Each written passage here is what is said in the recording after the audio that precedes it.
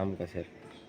আর মানে যে কোনো জিনিসই আপনার ভালো মতন বিবেচনা করে লাগানো উচিত, না হয় কিন্তু আপনার ভালো সেটাই দেয় না, ঠিক আছে? মানে আপনি মনে চাইলেও যে এখানে একটা গাছ লাগাবেন, লাগিয়ে দিলেন, না, এটা ঠিক না। আগে আপনি জানুন যে এই জায়গায় এই গাছটা হবে কি না, উপরে বড় কোনো গাছ আছে কি না, তারপর নিচে জঙ্গল আছে কি না বেশি, ঠিক আছে? নিচের মাটির পুষ্টি উপাদান কেমন আছে, হ্যাঁ, সেই দিকেও খেয়াল রাখতে হবে। মানে একটা গাছ লাগানোর চারোদিকেই আপনাকে কি খেয়াল রাখতে হবে।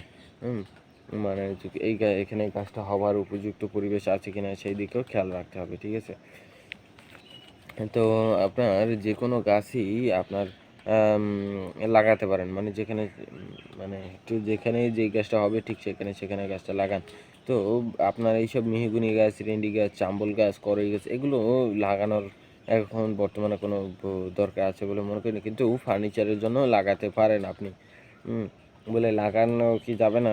লাগানো যাবে, ঠিক আছে। ফার্নিচারের জন্য কি কাঠের দরকার আছে, কিন্তু বর্তমানে কি প্লাস্টিকের যুগ বের হয়ে আর এইসব কাঠের যুগ নেই, কারণ প্লাস্টিক এখন পরিবেশ দূষণ করছে। মানে প্লাস্টিক মাটিতে পচে না, কিন্তু কাঠ কিন্তু আপনার 10-12 বছরের ভিতরেই মাটিতে যদি পড়ে থাকে দেখবেন সেটা পচে একদম মাটি হয়ে গেছে।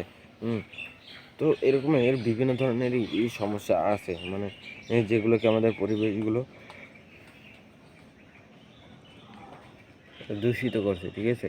তো পরিবেশ দূষণ থেকে বাঁচার জন্য আপনাদের কি এই পরিবেশকে রক্ষা করতে হবে। এই এত সকালে হ্যাঁ নাকি?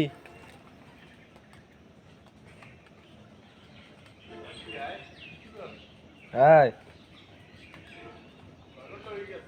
না আইসি এই হওয়া পায়। এই যে কামটা করলাম আরো আগে আইতাম ফজরের পর পরই। আবার জুবারে লাগ গেছি নদীর পারে, কমনে কমনে ঘুরিয়ে আইছি।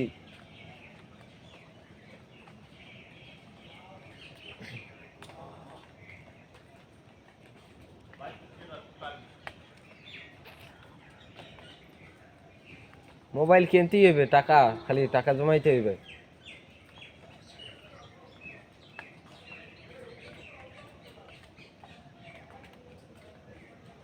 আবু আব্বা, নাস্তা কি বানাইবে না? আম্মু গেছে কই?